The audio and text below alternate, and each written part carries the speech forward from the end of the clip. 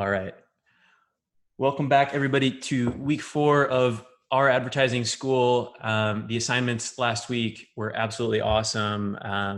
Thought that you guys, it was really clear how much thought and effort you guys put into the client emails and finding the solutions, and how much you really got into character with how uncomfortable it is to deliver bad news to your clients. That is still like one of my least favorite things in the world.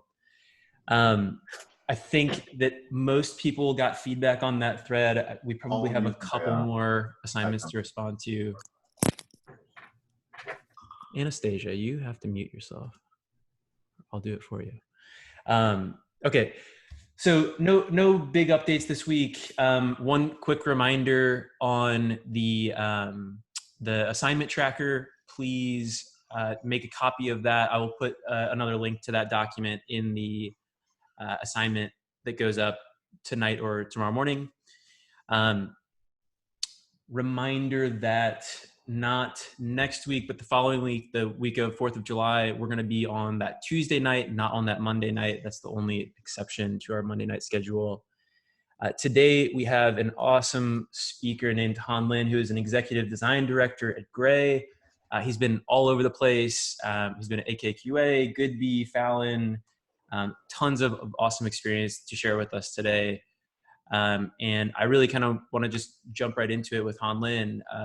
Han Lin, let me, I'll introduce you here. And just a reminder for the format of the session today, Han Lin's probably going to ask for questions throughout his presentation, and we'll definitely have time for Q&A at the end. Just raise your hand throughout, and when it comes an opportune time, I will unmute you and kind of call you out. And for other questions that you guys have, we have Ed and Neha from our advertising school team on tonight, who will be helping to kind of look through chat and bubble up any interesting questions there. Without further ado, Han Lin, hand it over to you. Cool. Thanks, Joe. It's nice to see all these faces here in this class. I'm excited to share with you what I got. It's been a little while since I taught a class, but I was talking to Joe and the rest of the team, wondering what I should teach. And I thought, in terms of design, what's like something that could be used that is universal, that could be applied in so many different places? Typography. And that really applies to pretty much everyone, whether you're going to be an art director, designer, writer, or anything, really. It's good to know the basics of typography. So that's what we're doing today. Let me share my screen.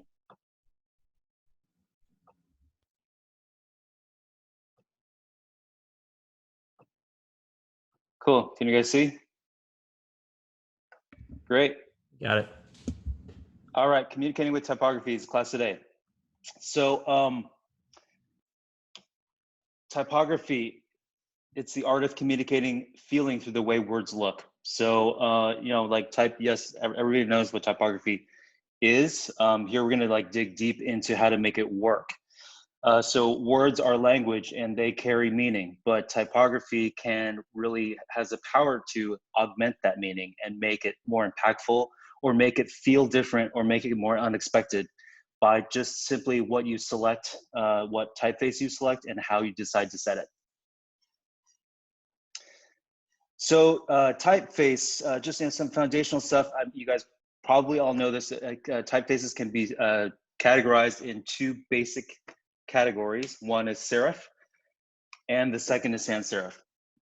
And within these categories, there's different kind of subcategories. For example, this one is a small caps. It's a serif, but it's got the everything is caps. So it's got regular caps and small caps. That's called small caps. This one on the bottom is called the slab serif. It has the serif is actually the straight kind of ends that end the curves or end the lines. These are totally straight. If you notice, if you compare them to the rest of them, the other ones are tapered. They're a little bit more pointed. And serifs, the history, it came from the ancient Romans when they were carving words into stone. So really, you can see how a chisel could be making these shapes. There's a little bit of debate as to what was the origin of the serif. One theory is that it was a way to kind of cap off the end of a line in a way that made it look nice. So you finish it off with your little hammer and chisel. Sans serif on the right, a bunch of different styles here as well. So here, this is a condensed, and that is when it's skinny, it's called condensed. Extended is when it's fat. So really, these are all subcategories of these of the sans serif type of typeface. If you look at this serif on the left, that's also condensed. So anything that's kind of tall and skinny is considered condensed. Anything fat and wide is considered extended. You don't see as many extended serifs because they're just harder to read. And then another categorization is called geometric. That's when all the letters are really based on circles. So if you look at the S, the A, especially the E, they're very circular in form. There are other classifications of typefaces. Display is another one of them. And display really is meant for very short phrases, very short headlines. It's harder to read in longer form, but it can be very expressive. It could be kind of, stenciled like the first one, or the caps at the bottom. It could be kind of balloon-like the third one. It could be striped. Anything that is very decorative is considered display. And then there's also script, which is traditional, like a script based on cursive. And then my favorite, which is monospace. And monospace is essentially inspired by a typewriter. If you see that first one, it's kind of like an original typewriter font. Each letter in a monospace typeface is actually the same width. So it has a very kind of regular appearance that feels kind of techy and technical. You might notice that even within these categories, there are certain ones that look like serifs because they have the serifs on there. They are considered technically serifs, but they're display because they're more decorative. And then there are also sans serifs as well. Script is a little bit of an outlier. So in terms of the vibe of serifs, it can be sometimes very formal, traditional, or classic. It can also be academic or historic. And sometimes it's used to show something that's high-end or expensive. It's also designed to be easy to read in long paragraphs. So that's why almost all books are printed in serif. If you look at magazines, they're printed in serif. I mean, of course, there are sans serif, magazines out there where the body copy is done in sans serif. But the serifs, for some reason, are just easy to read because the way that the letters kind of flow into each other just make words faster to comprehend as you're scanning across.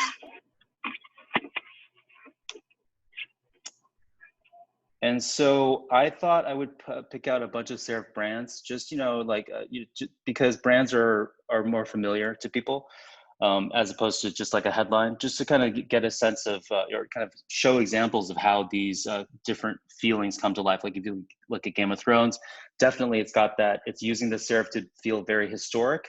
If you look at Ralph Lauren or Vogue, it's using kind of the high-end feel of serif to really kind of get that feeling across. Sony and Honda have a sense of, those are slap serifs. If you notice, those serifs are really kind of pretty straight at the end. They feel kind of solid and dependable. And then Whole Foods as well. There's something kind of human about it. It's a little bit softer, a little bit rounder, but it's still serif and it feels kind of natural. Sans serifs. So sans serifs are very common and probably more common in the world of brands than serifs. They are considered modern. So many modern brands, it could be clean. It could also be minimal. But it also has the ability to be futuristic and techy. So you see a lot of tech brands using sans serifs. It could also be bold and confident and sporty. And it really just depends on how you choose to set the type. So of course, sans serif brands, Nike, everyone knows Nike. It's definitely got the bold sportiness to it. It's got a sleekness to it that just feels really modern. Spotify, is a tech brand, but they've done it in a way that feels very human. So serif doesn't necessarily mean it's less human. It could be very expressive in different ways. If you compare that to the Google mark, Google, even though it is human, the name is human and the letters are really round, it still has a little bit more of a technical kind of cold feel compared to Spotify. And then Netflix is, I suppose it's maybe a hybrid sans serif and display with that curve underneath feeling a little bit like, to me, it feels like a projector in a theater. And then TikTok, of course, feels tech, but also friendly. And then finally, display. Display is where you can kind of you can do whatever you want in a sense as a type designer, and really design a typeface to be very specific to a particular mood or feeling. So whereas serif has rules and you have to all serifs are related in a certain way in terms of how letters are drawn, and sans as well. Display kind of like tosses those rules a little bit out the window because they're typically designed to be very short.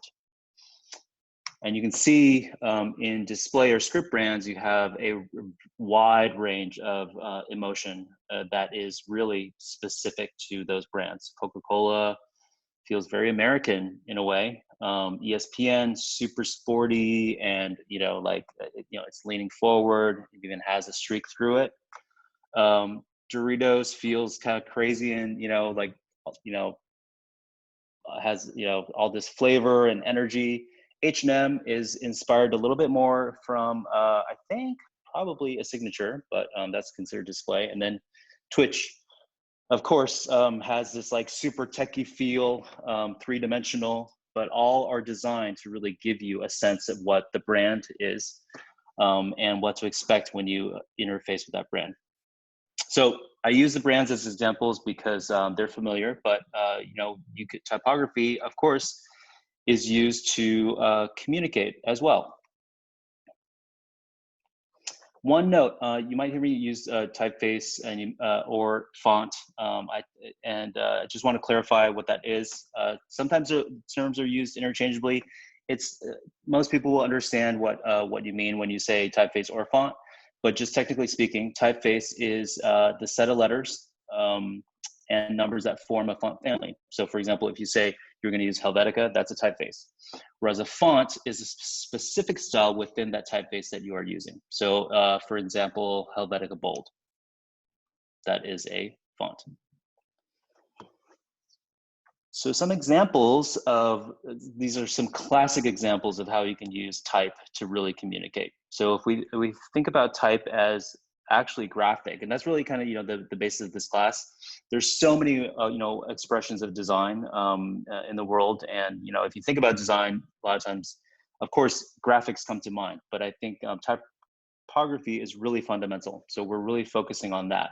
But if you look at this piece on the left, designed by Herb Lubalin, a classic typographer and designer, mother and child, the way he set that ampersand into the O looks like it's a child in a womb, and really kind of drives that that feeling home of this sense of comfort that comes with the mother.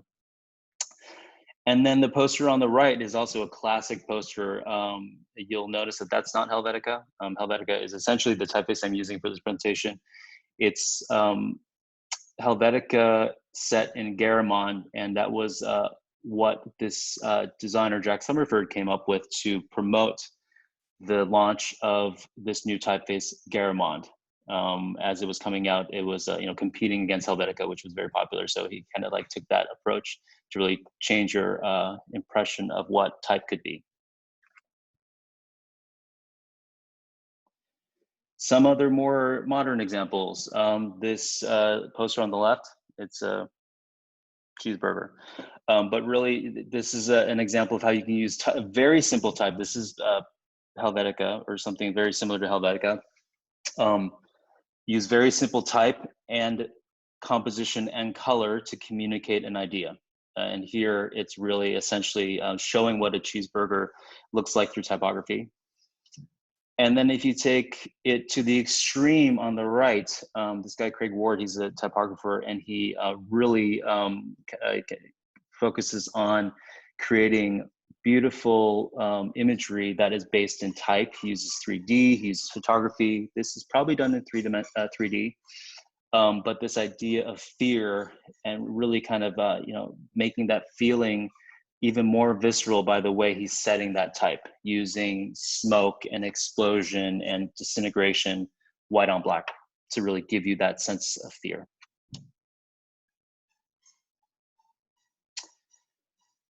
So the assignment, I thought, there's been so much going on recently in the States in terms of protests, and it is something that's been going on. Whatever you believe in, there's something that is there's a cause that people believe in around the world. So I thought one fun assignment could be creating a poster for a cause that you believe in, using typography as the primary expressive element. And really, some of you might have software to set typography in. That's great. I like to use Illustrator. That's my favorite app when I'm doing typography. It's very powerful with typography. But when I wanted to create an assignment that you could also do on paper. Typography doesn't rely on computers or software to really kind of get the idea across. It's really, if you understand the principles, you can use typography to really communicate in any medium. So I thought a poster for a cause you believe in would be a good way to really focus your energy on the actual type and make it come to life in different ways. So I pulled a bunch of different posters for a bunch of different causes. So in the case of racial inequality, here's 3 posters that I pulled. These are just different ones I saw on Google. The Desmond Tutu quote on the left. There's a lot of principles at play here, but there's a humanity to this typeface that was chosen. It feels peaceful, and it feels of a person. So when you're using a quote and you want to give that feeling, this was one way I thought was very successful, because it was also graphic and it's interesting to look at, and it feels like a poster. It's also using the typesetting to call out important phrases. So when you scan the piece, you can read it very quickly and get the idea quickly. And that's also one way to really use typography to get your message across. The second one is a modern interpretation of a Rosa Parks moment from 1955 using serif, giving a real sense of a moment that was historical. The starkness of the composition, just that one word, also kind of emphasizes that response that she gave. And the black and white is also feels like kind of a historical documentation. And then on the right, I Can't Breathe. This is actually part of a book cover that I thought was really interesting. The way they said I Can't Breathe is really sad, but it's showing life being sucked away. It's just very simply just repeating that as it fades to black. Very, very powerful. And it's all type. Climate change. Here's some examples. Hand-drawn poster on the left, but the message "Stop Climate Meltdown." The way that the letters are drawn, the way that the letters work with the melting of the ice, and the use of red, I think is very powerful in how this typography really gets a feeling across. On the right, system change, not climate change. The idea here was to play off of kind of a computer. I think it's a wordplay on the word system, but using that as inspiration to select the typeface and also the color. So you get a real sense of that kind of like analog, old school CRT monitor vibe.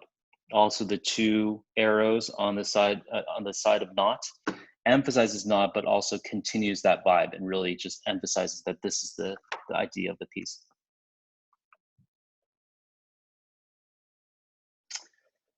Another cause here is about 1%ers.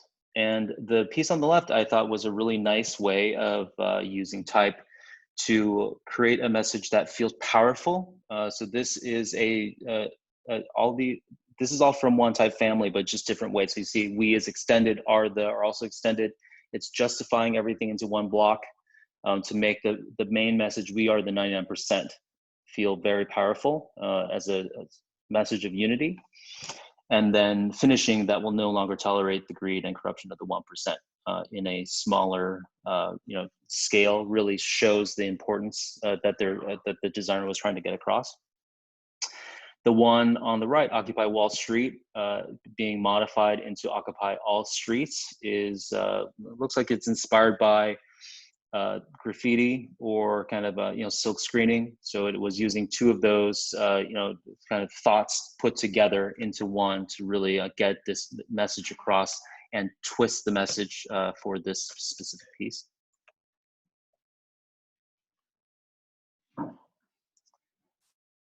And then for social distancing, these are two posters that I found. Actually, they're the latest trend in posters. The last two portfolio reviews I went to at SVA, almost all posters were moving. So that's kind of a new trend. Of course, if you know how to do this, that would be amazing. But if you look at the idea, you don't really need it to move. Just the you and me with that space in between really shows, okay, this is about distancing. And then the piece on the right is by Emily Oberman from Pentagram. Be a part of the solution, stay apart.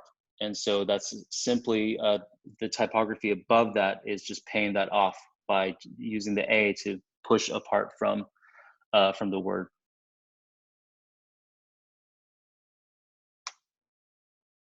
Okay, so those are some great examples. Hopefully that gets your creative juices flowing. And I just want to walk you guys through kind of my process on how I would do this, like the decisions I would make and kind of like, kind of the basic steps of getting from idea to your final piece.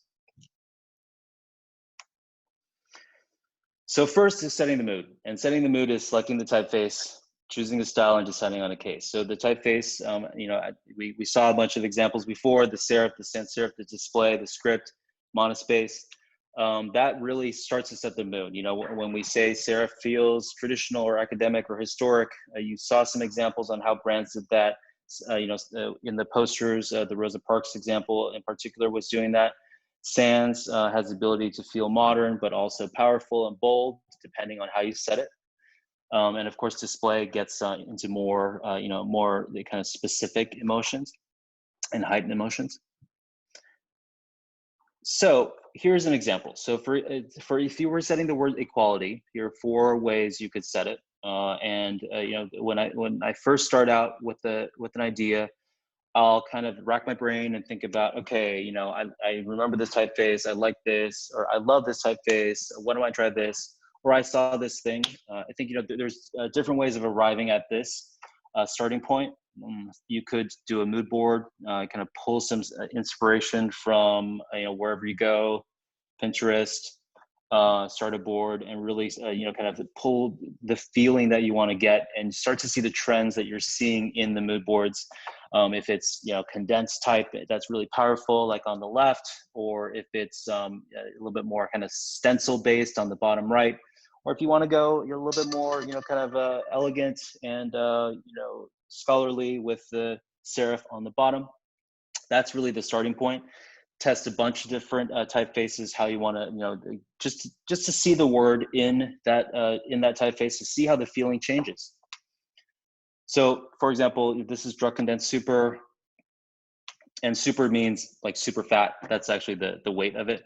I pursue condensed regular, so you can see those are both a little bit skinnier. They're condensed. Austin Roman is the kind of more classic serif typeface, and then this display kind of stencily typeface is called fold number 21. So hey, I'm thinking equality looks pretty good in Druck because it's got that power, and this is the feeling of this message should be powerful. So if I were to continue with Druck, then you start to craft the form. So when you choose the vibe by choosing the typeface and setting the case. In this case, we're going to use all caps. The next step is creating the form, which is actually creating that that phrase out of the typeface, and the form is actually what it looks like. And everything is in black right now because I always start with black, and that's what I tell everyone to do, because you can really evaluate what it's doing when you see it in black. And then of course, the color and decoration you can apply later to finish it off. But really, I think the best way to evaluate is start in black. And so you start with the black form, you choose an alignment, you decide how you want to break the lines, and you work with the spacing.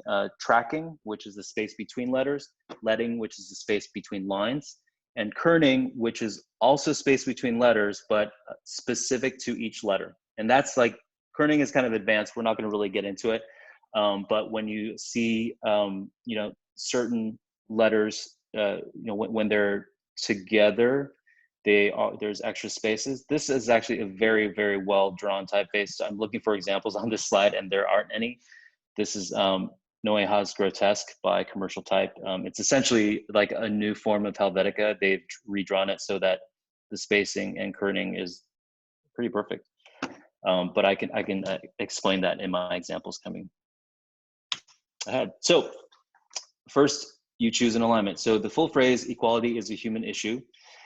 Here I'm doing it in 4 different ways. So you essentially have 4 ways of aligning. You have left alignment, you have center alignment, you have right alignment, and you have justified. And each one has kind of a different feeling.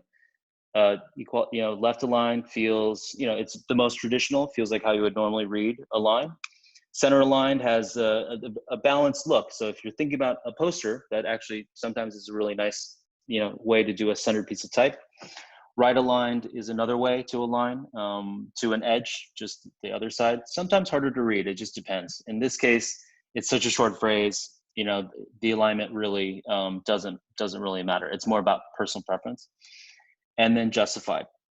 Justified creates a nice, perfect block. So sometimes it's really nice looking and powerful in a poster or a sign. But in this case, when I said it justified, I looked at it. So part of the alignment and the break and all this is now getting into communication. So when I look at equality as a human issue, justified on the right, I am reading issue and first, and then equality, and I'm not really getting the idea of human issue. And that's really how it's set, but also how it's broken as well. And I would say actually none of these are really broken well, because human issue is really a phrase that should stick together. So I'm going to go with left alignment because personal choice. I love left aligned type, and I feel like this is a straight up message. I want it to be straight up when it's read. So breaking the lines. So these are, examples of how you could break the lines, right? So equality is a human issue. This is, kind of equal in the way that it rags in a sense. Pretty straightforward. That's what I got when I first typed it in, because my type box was that wide. So I'm looking at it, it's okay. But again, I think human issue is nicer when it's together. So on the second, the first one reads like a sentence, right? On the second, what I did is I kind of started to see if I could equate equality with human issue, and then put is in the middle. On a left aligned bit of type, it doesn't quite work because the shape is really awkward and there's just too much unused space. That's a design choice that you can make sometimes. But for me, I think I want this to be pretty straightforward. So not really into that. This next one, here we're starting to get the emphasis on human issue. Equality is a human issue, and it's actually a pretty nice rag. If you look at it, it's almost perfectly justified, even though it's technically left aligned. And then on the right, equality is a human issue. That's emphatic pauses. If that's the vibe that you're going for, that works, right? So you can see how the choices you make in breaking the lines actually also start to change the meaning in slightly different ways, and also really affect the way a sentence or phrase is absorbed when you first see it. I'm gonna go with the third one. So now, working with spacing, I've chosen my break. Now I'm gonna work with spacing, tracking, leading. So this was just default when I typed it. This came with the typeface. So this is what it looks like when tracking is set to 0, and that's always the default. And this is what it looks like when the leading is auto. the next, I thought, oh, I don't know, maybe there's like too much space between the two lines. So why not, what if I tighten it? Okay, that's kind of interesting. That starts to feel a little bit tighter. It feels like more like one statement as opposed to a separated, kind of two-part thing. And then I was, thinking, oh, I don't know, like, is it getting a little hard to read? Like, I'm looking at human and it feels like it's kind of filling in a little bit. Does that mean I need to track it out? So then you take the tracking setting and you start to you push it out, and it increases all the space between the letters equally. That could work. But then I'm thinking, okay, I don't know, maybe this is not even the right style to begin with. Maybe I chose the wrong weight. Maybe there's another one in the family. So I went to the family. I found another one, which is a similar weight, but it's less condensed. So you see each letter is wider, actually easier to read, especially if you look at human issue. The gaps inside the letters are more open. So at a glance, I'm thinking about this, as a poster. Posters need to communicate very quickly, just like at a home or signage. So this seems to work a little bit better. And just to be sure, I choose another one in the family that goes lighter, so less bold, to see if it makes a difference. Also nice, but I feel like it's losing something. It's not as powerful anymore. So what it is, the first one was Drop Condensed Super, the one that we started with, but at the default setting. The second one, actually, I tracked it out a little bit already. If you notice, the words are slightly more airy, and I tightened up the leading, so the line spacing is less. Even more tracked out on the third, and then that's when I was thinking, oh, maybe I should choose another style within the family. So I went to Druck Bold. So I went out of the condensed family and went into the main family and chose the Bold. It's a wider style and slightly lighter than Super. Typically goes bold, black, super. Thin, light, regular, medium, semi-bold, bold, black, super, typically speaking. And then I thought, oh, maybe I should go to the medium, see what it looks like. After all this, I think Druck Bold is the one. That looks pretty darn good. And it still has my original intent intact. It's tall, it's powerful. It really lends a confidence and a gravitas to the message. But it is easy to read. It's nicer than the original condensed Super.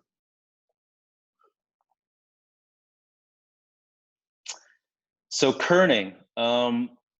Kerning is when you kind of look at letters and you kind of think about, and you can't see my cursor, but if you look at the space between the T and the Y in equality, there's that extra trap space because of the shape of the letters. You might say, I'm going to kern that Y to the left to reduce the space a little bit. It's a very kind of fine art of making the spacing perfect in typography, so that when you look at something, it looks perfectly balanced. We're going to do kind of like a general kerning. I'm looking at this alignment and I'm thinking, okay, hey, like it's left aligned, but it's pretty much almost justified, and it's it's better than the original justified chunk because the type size is almost the same.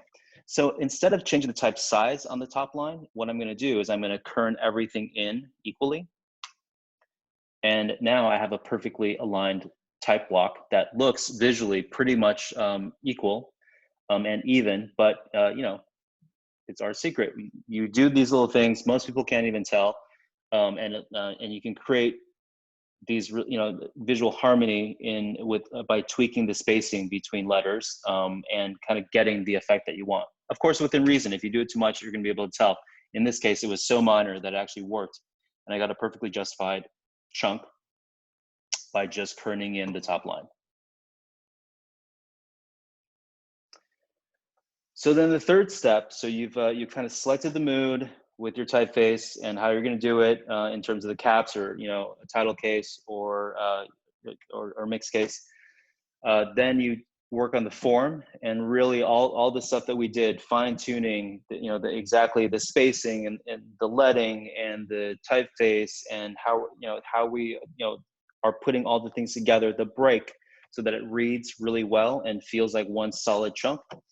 And then once you've got that down, then you can emphasize your intent by adding color and graphic elements.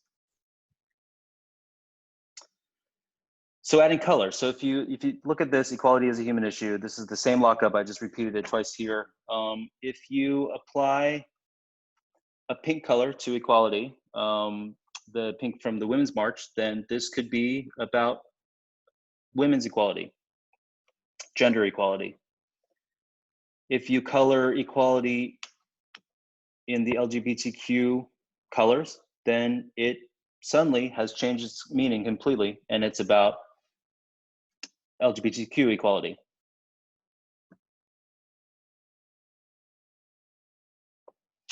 Using graphic elements is another way you can kind of emphasize your meaning. So for example, if you want to just do an underline under human, that could just emphasize a little bit. Equality is here in black and white. It feels powerful and feels like it feels like a unit that has a purpose, really emphasizing the part that's human, saying that it's not a man's issue, a woman's issue, a racial issue. It's a human issue. It's a universal.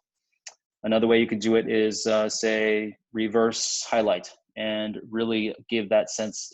In this case, equality is what you're really emphasizing, and you put a lot of power behind that by just flipping it into white and putting a black highlight behind it.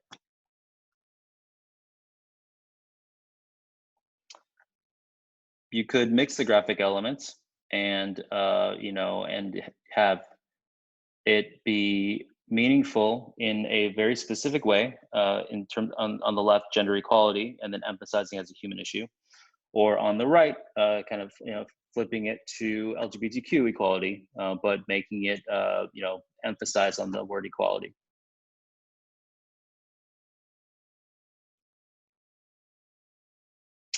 So the rules, pretty straight up. Two things to always remember: never stretch or warp type. So type is designed to very specifically, the curves are designed to go with the straights, to go with they're all designed to work together, and they're very balanced. So if you stretch something horizontally, you're gonna verticals are going to go very horizontal, and then the horizontal parts are going to get ripped very thin. Never warp or stretch. Like we did earlier, when the super condensed was just a little bit too condensed, just use another style in the family. That's the best way to do it. And it's going to give you the best legibility and retain the integrity of the typeface. And less is more. So in the last example, even though we were using color and decoration, so the pink for equality and the underline, or the block behind the rainbow equality, I think that successful design is not decorative. It's always purposeful. So if you think about how I talked about those two type units, there was a purpose to everything you did to those type units. But there's a point where you can do too much, and it just becomes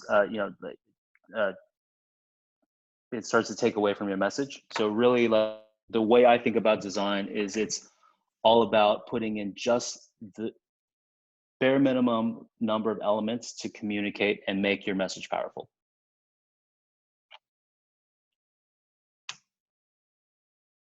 And that's my lesson. Love to discuss with you guys. That was awesome, man. That's so interesting to get a kind of sneak peek into the process that you go through. It's so methodical. It makes so much sense.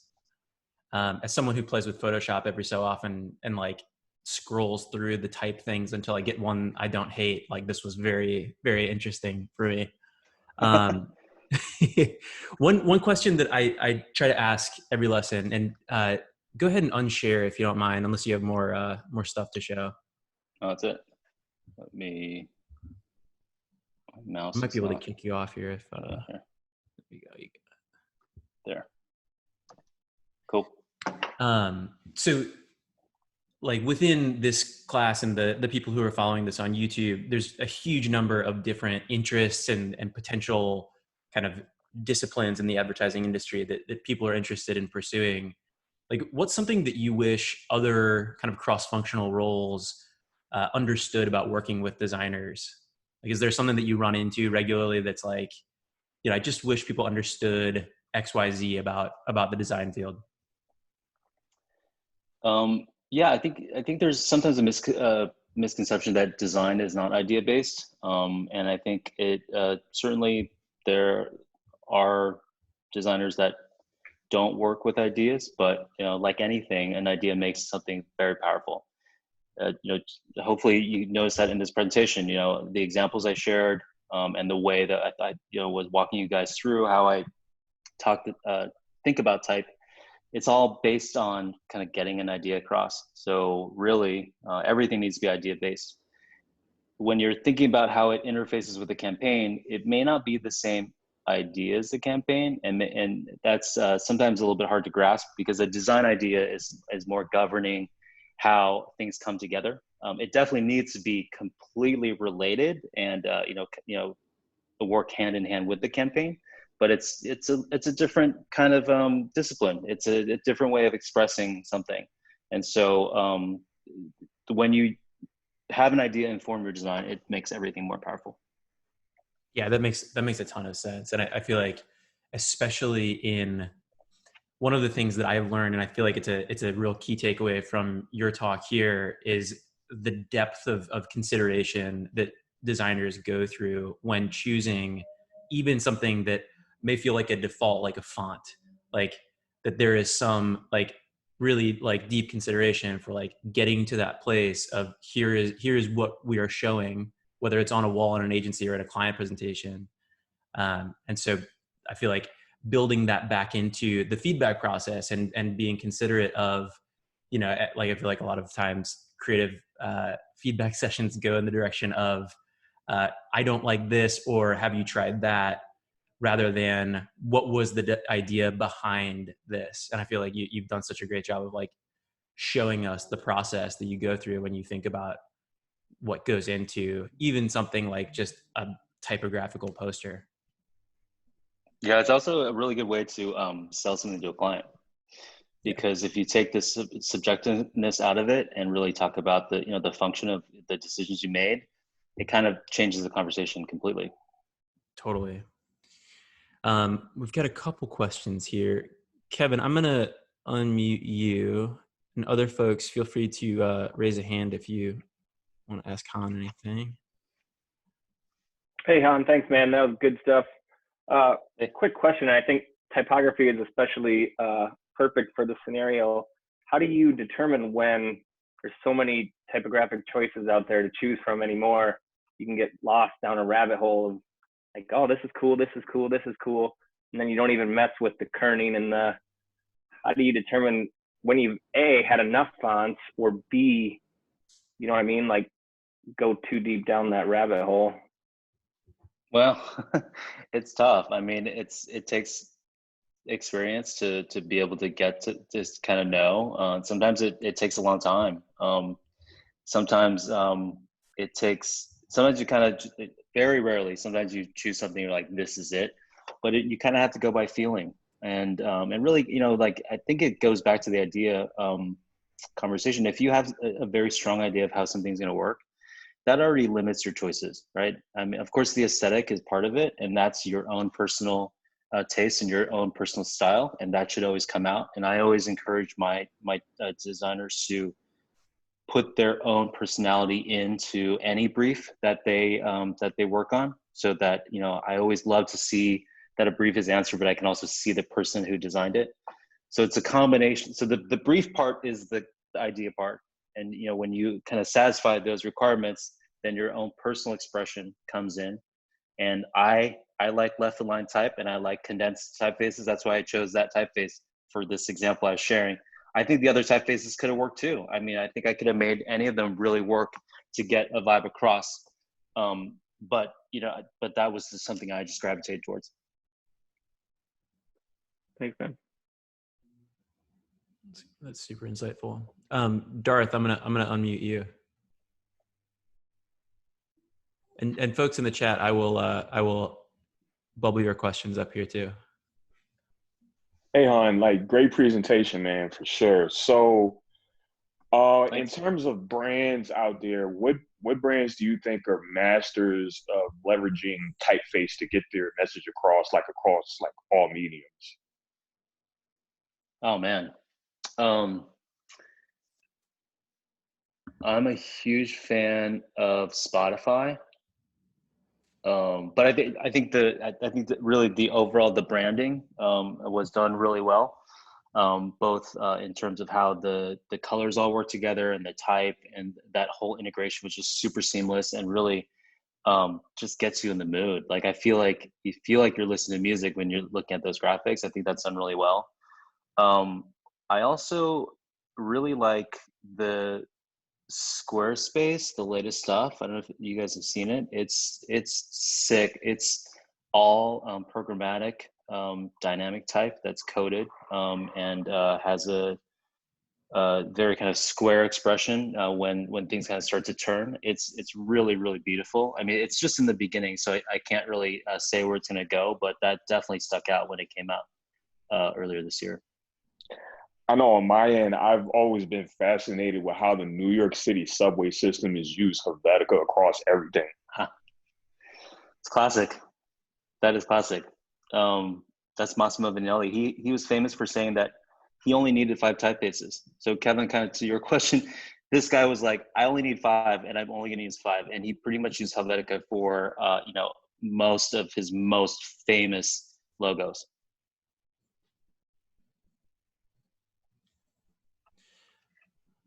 That's super insightful too. Oh wait, shoot, Darth, I just unmuted you again. There we go. Okay, never mind. A couple questions from the chat. I think this is one that probably gets to how a lot of people feel who maybe didn't study design in school, but kind of felt they had like a a knack for it or an interest in it.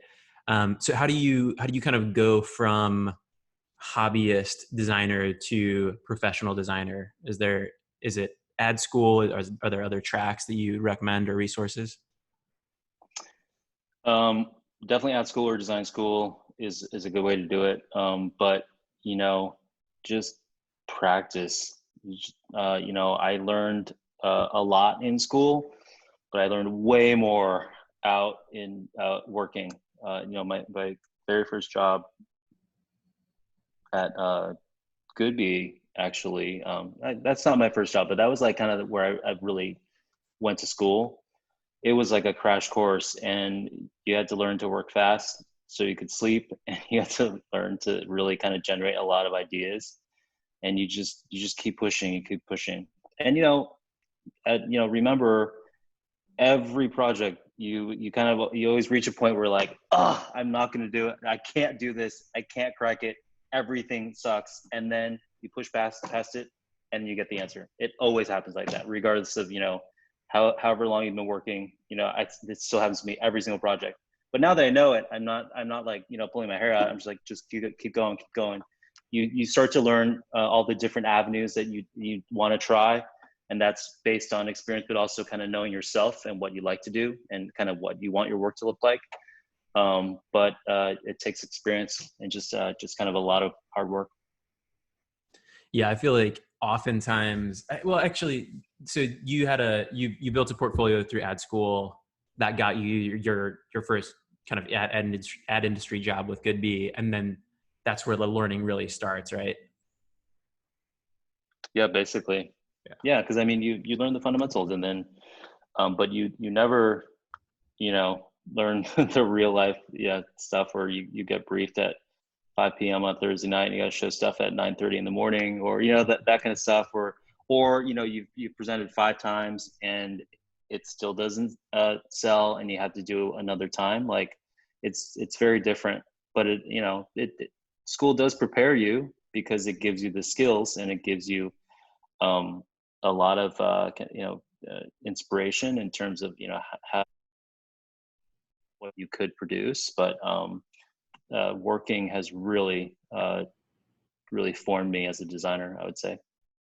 So maybe for those who can't afford ad school or are skeptical of ad school, a lot of the value there is building up a portfolio that gets you in the door for your first job. You're not expected to come in as an entry level person and know everything off the bat. It's very much expected that you're going to go through a long learning process. And I almost think of the first like couple of years of agency life as like the law school of advertising. You make no money and it's painful, but you learn so much.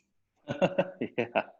Well, I remember when I took figure drawing, it was like a foundational class I had to take back in art school.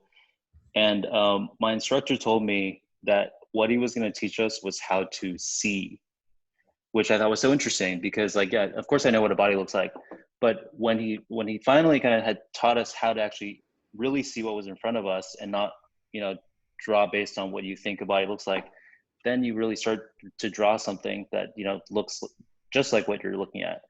And I think if you think about design in that way, like if you learn how to see and really kind of start to see all the these details in work that you admire, in stuff that you like, and use that as input to really kind of inspire you and influence kind of like your thinking, and kind of refine the way you approach design, you can learn a lot. I mean, there's so much stuff out there, so many different sites that specifically talk about design. There's so many inspiration sites that you can be pulling, that I pull from for mood boards. Really kind of knowing what's out there and knowing trends and being on top of it is a really good way to learn and really get better at the craft. Yeah, totally.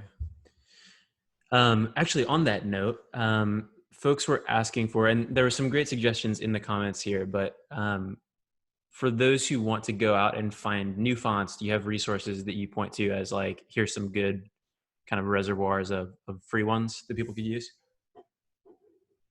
Yeah, I think a lot of foundries actually do trials, and that's a really good way to do it. And you can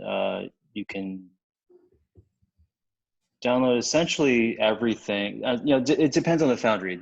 Sometimes they'll give you the whole character set. You just have to make sure that you license it when you use it for paid work. Others will give you like all the letters and no numbers, or mostly everything but no punctuation. That's a really good way to try different typefaces. A good legal way to try different typefaces. Of course, there are also a lot of free places where you can get type. I mean, Google Fonts is a good place.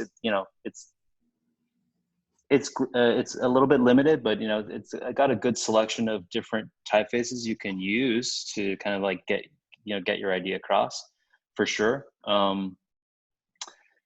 And then we can throw links in the like assignment. You don't have to like list off all the free font sites right now. So Maureen asks, how do you deal with a client who wants to take style in a different direction? It doesn't really match what they're trying to convey. So maybe like, how do you deal with a difficult client who's maybe not taking your recommendation or isn't kind of maybe not as educated in design as you are, where you kind of have to play that massaging ego while also balancing giving them feedback that's going to make their project work? Well, I mean, you kind of have to. I think if you can get to a point where you're talking directly with the client and it's totally about the creative and it's not personal on your end or their end, and you're really kind of trying to solve a problem, that's definitely like the zone you should be in. Sometimes it's just a matter of taste and you kind of just have to work with them. But I find the most compelling argument is one where you really I think it goes back to the idea again. If something is really constructed to do something very specifically, to kind of augment a concept or to really express it, then it's hard to argue with. But ultimately, you kind of have to work with them because you are at the service of clients. So kind of do your best to do something that you're going to be proud of, that they're also going to approve. And then also, at a certain point too, someone's going to give in.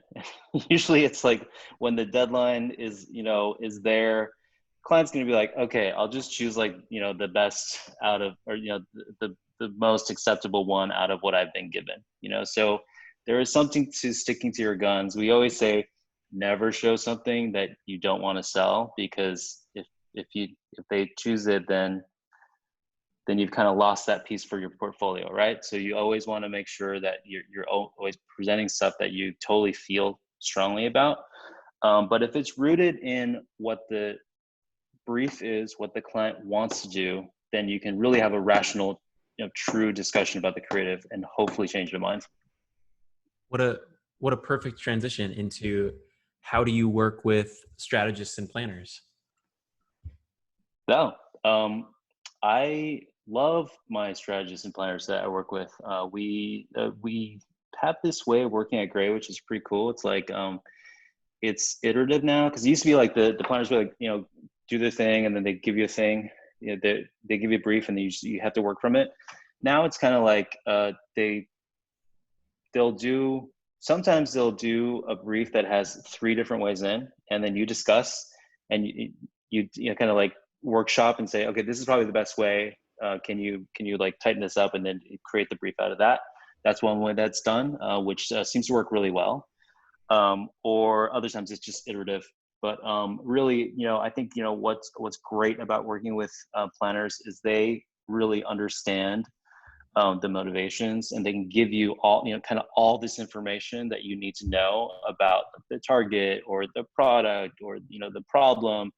And also data strategists, especially too, how people are connecting with the brand. So you can get all this information to really, really like drill into the very specific executions, because you have that background. That's awesome that you guys are kind of adopting like an iterative process. I feel like it's so weird to be a strategist and to hand off this thing that you're just never going to see again and hope that like what comes back, it makes sense based on it. Yeah, it's really good for everyone. Yeah. Big time. What are designers looking for out of their creative strategy partners? What working style is best? Hands-on and contribute visual ideas, or hands-off? I'm always open to visual ideas. Doesn't mean they'll work, but anything that will spur or inspire, I'm open to it. Because I think at the beginning, it's all about input, right? You get the strategy, and then you do research, and you look at the category, and you look at trends, and you look at what other brands are doing, so you don't do them, or you look at what other brands and other categories are doing that you like, and you'd say maybe I want to try this kind of color because I just like it so much. All that input I think is really valuable. Whether who's no one really knows like what's going to actually end up at the other end until you get there. But to me, any input is valuable. As long as they don't expect me to do it, if it doesn't work. I don't know if every designer is as egoless as you are. I'm sure that there is someone out there is going to be offended by you bringing printouts to a meeting, but I feel like if you're doing your due diligence and you're just bringing ideas to the table without your own ego attached to them, that should be welcome in every creative conversation. Can you speak a little bit about what goes into creating a typeface? How often, if ever, do you create your own?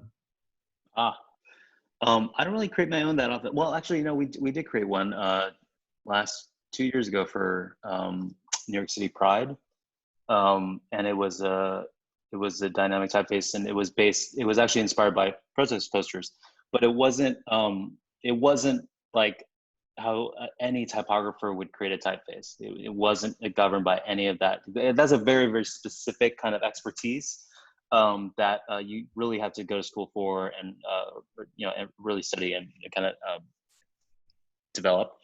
We do a lot of custom typefaces for our clients, though, and in those cases, we work with a foundry and a typographer in that foundry to kind of execute on an idea. So for example,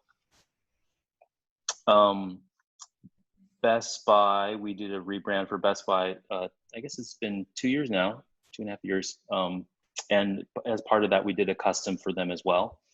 And that was based on this idea that we wanted to kind of personify the company as it kind of take Best Buy and turn it into like an entity in a sense. And so any communication coming from the company or surrounding their technical products was going to be infused with this sense of humanity, because their whole thing was that they're the only store you can go to actually talk to a real person about an electronic, because every other place is like online or whatever, right? So that's their like major selling the proposition. So our whole thing was to add humanity to everything. So we drew we didn't draw, we came up with an idea to do a very human tech typeface and worked with commercial type to create that.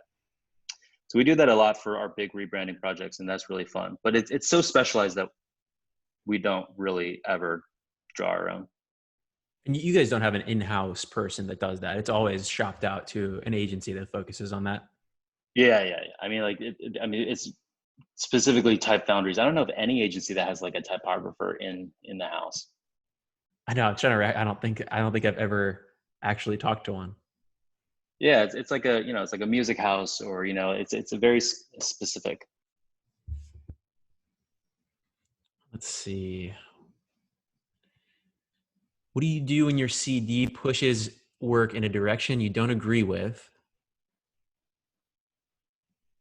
and you find it unusable? Okay, well, yeah, I guess let's keep the question. Like, what do you do if your CD pushes in a direction you don't agree with?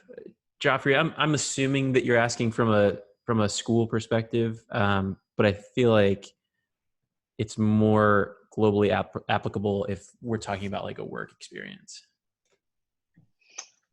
Well, I'm the CD now, so everyone's got to do what I say. So doesn't matter. I'm kidding.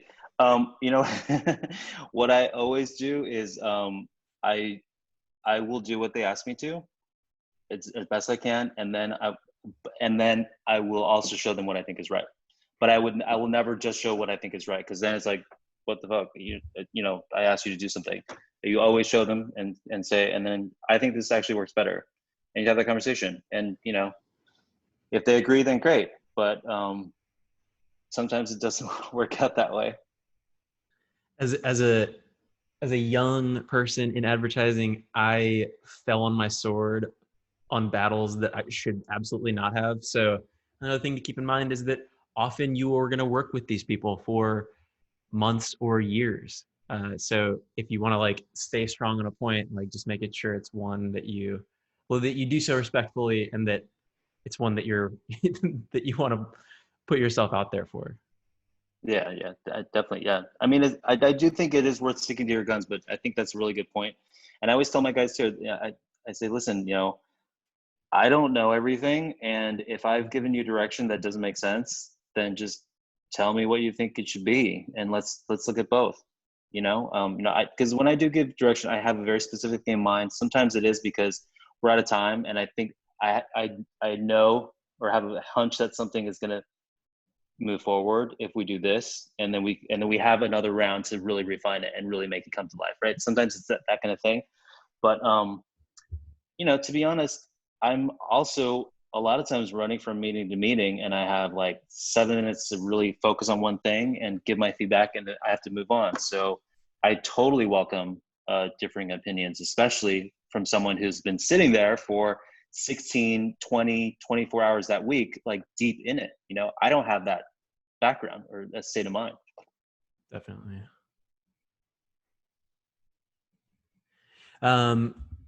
This is an interesting one. How does the performance of past design / content help you create moving forward? What types of learnings help you most?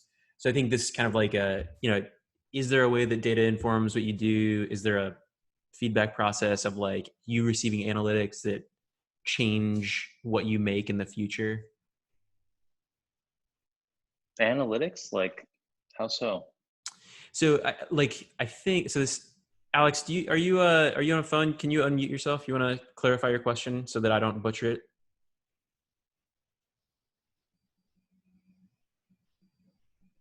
Three, two, one. Okay, I'm gonna butcher it for you. So like in Wait, social. He said yeah.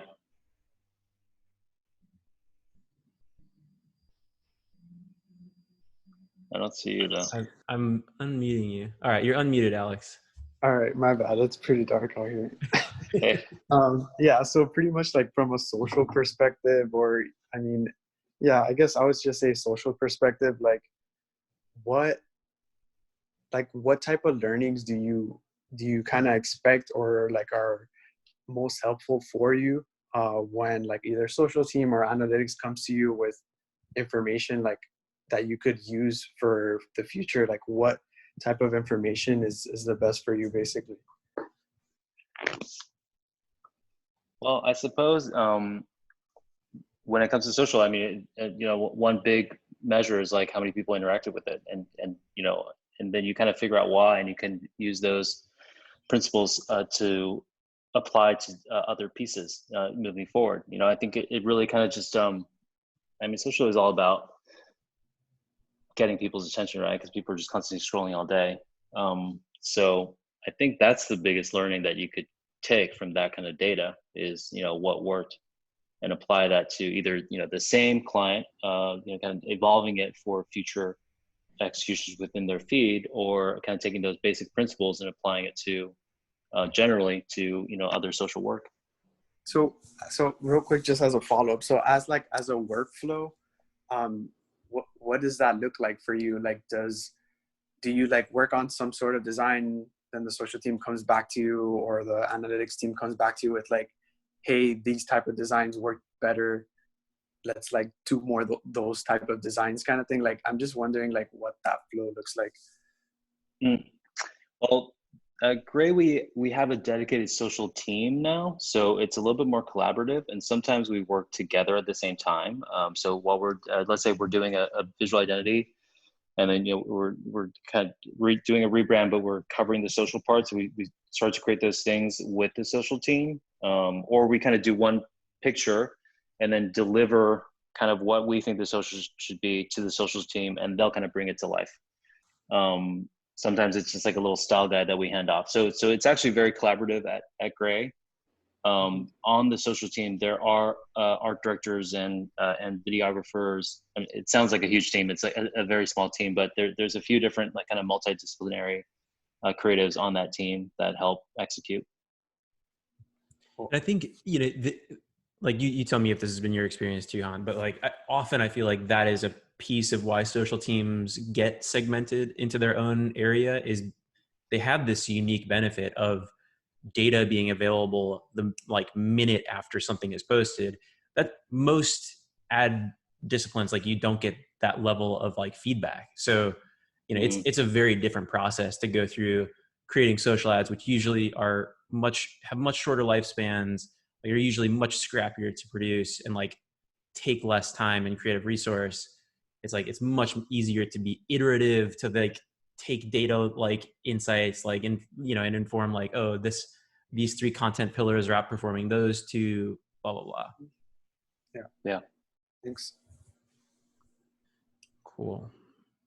Anybody else? Let's see. What do you do to outside of work to stay creative? Well, I used to go to museums a lot and concerts. I also cook a lot. Well, now the only thing I'm doing is cooking, but I feel like that's a different type of creativity that results in like immediate gratification. That's art. I think that's art. Yeah, it's kind of crazy. I actually went to 2 shows. I went to the last thing I did before the shutdown was we went to the Armory show, which was super, super inspirational.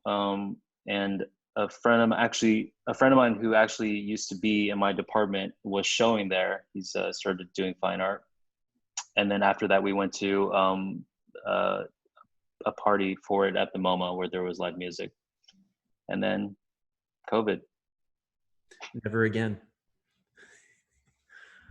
Do you have any big pet peeves when it comes to design? We'll make that the closing question. I feel like that's open-ended enough. Pet peeves. I have this joke where I tell, oh, it's not really a joke, but I don't let anyone on my team use Gotham because because it's overused. And it's really a joke because of course Jonathan Huffler is a genius type designer, but I do think I think when it comes to typography, which clearly I'm very passionate about, there's so many options out there that really like it. Like, you know, I think it disappoints me when that part of a piece is not really given the creativity that it actually has the potential to hold. That's such a designer's pet peeve. Yeah, I'm like, I mean, what I presented today is like the tip of the iceberg. You can get really deep in this, and you know, I'm very passionate about type, kind of a type nerd, but I love it. I think it's so powerful, and there's just so many ways of expressing it. So I hope you I guys lied. all have I fun lied. with the assignment. We got one more. We got one more question for you. This is a Okay. good one. Just Okay. any books you recommend on typography? Oh, I'm gonna type these out so that we have them. I'll include these in the post follow up. let's see. I'm looking at my my bookshelf. I mean, there's like the classic typography books that are textbooks, but one of my favorites actually is an Herb Lubalin book that was it's like a monograph of all of his work. I think that's like so so good. I think I prefer more kind of like monographs than I do textbooks. Herb Lubalin has a really good one. The Massimo Vanelli one is really tiny, but it's such a great you know catalog of all of his work, and his work is so heavily typography based. I'm also a really big fan of Von Oliver. He's a old school record sleeve designer that's like massively talented in terms of typography. That's another one that I love, one of my treasured books here on my bookshelf. And then I would say Peter Saville. It's another one of my type heroes. Classics. All right. That was super insightful. Thank you, Han. That was it was awesome to get to see how your brain works. Any parting wisdom for us? I just want to say thank you for having me. This was really fun. It took me a little while to get to the class, but hopefully it was informative and inspiring for you all. I would say if you're interested in design, just keep your eyes open, learn how to see, and really kind of take it all in. There's just so many sources of it. You could be literally inundated with it all day, and it's really, really, really fun. So if any of you are actually thinking about going into it, I would definitely recommend it. Man, if I was making a poster this week, it would say learn how to see. Yeah. All right, guys. Awesome. That's it for this week. Thank you. Subreddit post will be up later tonight. Cool. Thanks, everybody.